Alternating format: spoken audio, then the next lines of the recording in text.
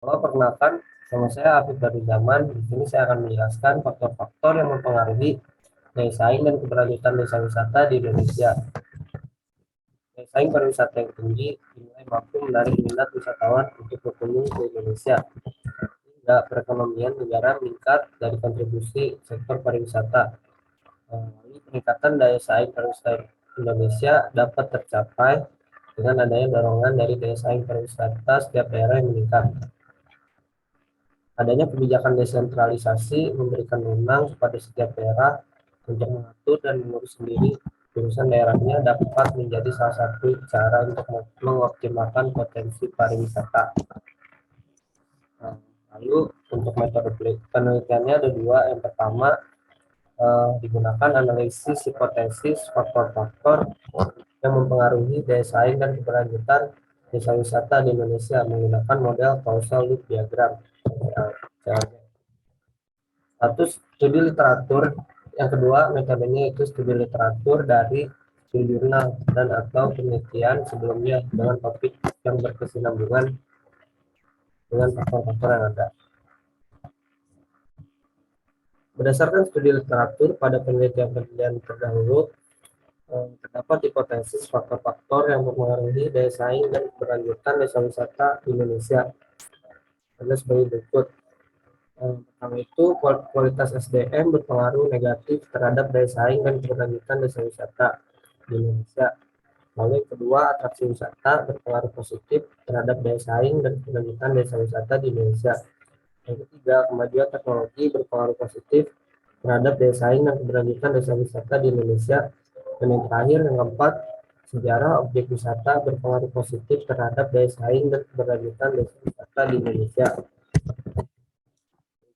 Causal loop diagram. Ini ada faktor-faktor daya saing dan keberlanjutan desa wisata di Indonesia.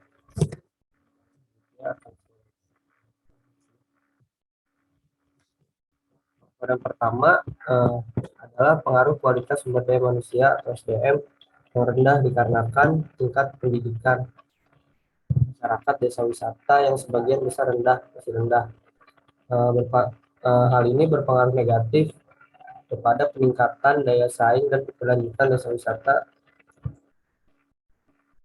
Lalu semakin tinggi tingkat pendidikan yang ditempuh oleh masyarakat, maka semakin tinggi juga kemampuan masyarakat dalam menerima dan menyaring ilmu untuk memajukan program-program yang ada di desa.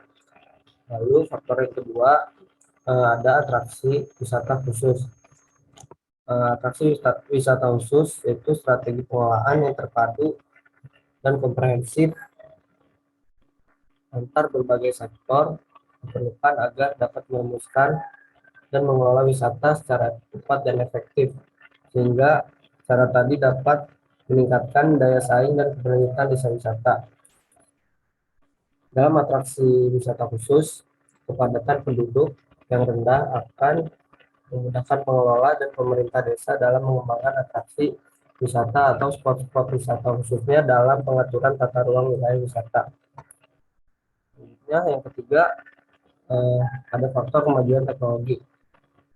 Hal ini merupakan faktor yang berpengaruh positif. Jaringan internet Wi-Fi yang semakin banyak akan memudahkan dalam mempromosikan destinasi wisata di Indonesia. Tentu hal ini mempermudah wisatawan untuk membagikan foto ke media sosial, maksudnya, sehingga dapat menarik wisatawan lain untuk datang berkunjung ke destinasi tersebut. Faktor terakhir yaitu faktor sejarah objek wisata.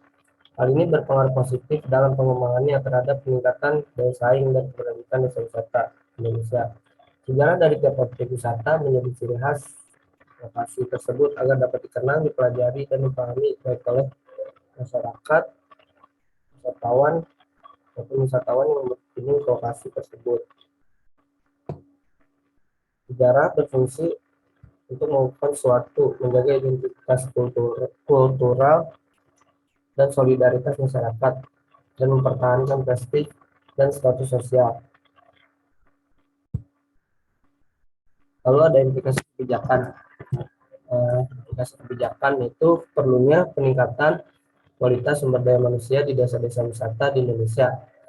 Lalu dalam mewujudkan desa wisata berdaya saing tinggi dan berkelanjutan, perlu dilakukannya sinergi antara semua aktor yang terlibat.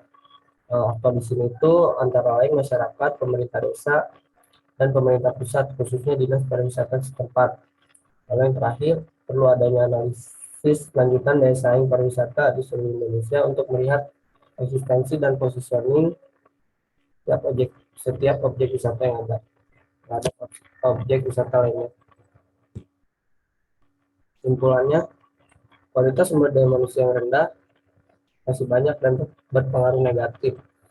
Atraksi wisata khusus berpengaruh positif, kemajuan teknologi berpengaruh positif, serta sejarah objek wisata sebagai daya tarik orisinil sekaligus peninggalan sejarah yang otentik juga hanya berpengaruh positif terhadap daya saing dan keberlanjutan desa. Sekian yang dapat saya sampaikan mengenai faktor-faktor yang mempengaruhi daya saing dan pariwisata di Indonesia.